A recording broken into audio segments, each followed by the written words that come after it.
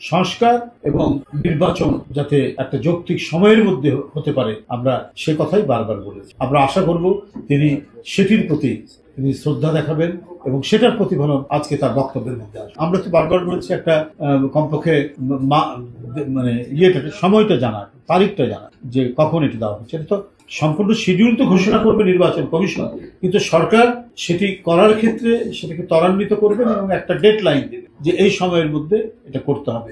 এবং আমরা কখন চাই, কেন চাই, এটা বারবার আমরা ব্যাখ্যা করে আমরা বারবার বলেছি। গণতন্ত্র যে চর্চা, সেই চর্চা যদি নানা কারণে ব্যাহত হয়, তাহলে নানাভাবেই অগণতান্ত্রিক শক্তির মাথা চাড়া দেওয়ার সম্ভাবনা রয়েছে। এখনই আপনারা দেখেছেন যে এত শিশু, এত তরুণ, এত কিশোর, এত শ্রমিক হত্যা করার পর ওদের মানে রক্ত শুকায়নি, তারপরেও আমরা দেখতে পাচ্ছি ফ্যাসিবাদ নানা দিক থেকে মাথা তুলে দাঁড়ানোর চেষ্টা করছে। তারা নানাভাবে হুমকি দিচ্ছে, এমনকি পার্শ্ববর্তী দেশ থেকেও আমরা হুমকি শুনছি, এবং ঘাপটি মেরে থাকা দেশের মধ্যেও নানাভাবেই তারা নানা দিক থেকে মানে স্বাভাবিক একটি রাষ্ট্র সমাজের যে ছন্দ, একটা সরকারের গতি বা গণতন্ত্রের আবহের মধ্যে রাজনীতি করার যে পরিবেশ তারা স্তব্ধ করে দিয়েছে।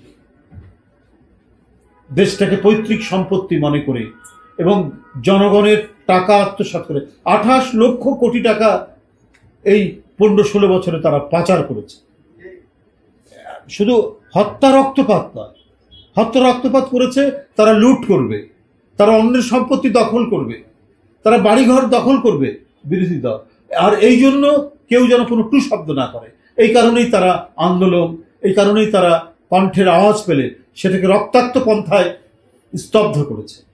এটাই তো ফ্যাসিবাদ। কারণ তারা সুখে শান্তিতে প্রজন্মের পর প্রজন্ম, শতাব্দীর পর শতাব্দী থাকবে, এই ছিল তাদের মনোবাঞ্ছা।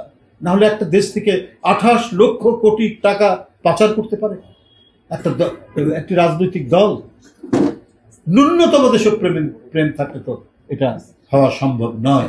তো সুতরাং গণতন্ত্রের যাত্রা এবং গণতান্ত্রিক চর্চা এবং অনুশীলন এটা যাতে খুব দ্রুত শুরু হয়, এই দায়িত্বটা হচ্ছে অন্তর্বর্তীকালীন সরকারের এবং তার প্রধান যিনি ডক্টর মোহাম্মদ ইউনূস সাহেবের। কারণ তার প্রতি সকল গণতান্ত্রিক শক্তির আস্থা স্থাপন করা হয়েছে। তিনি সেই আস্থার প্রতিফলন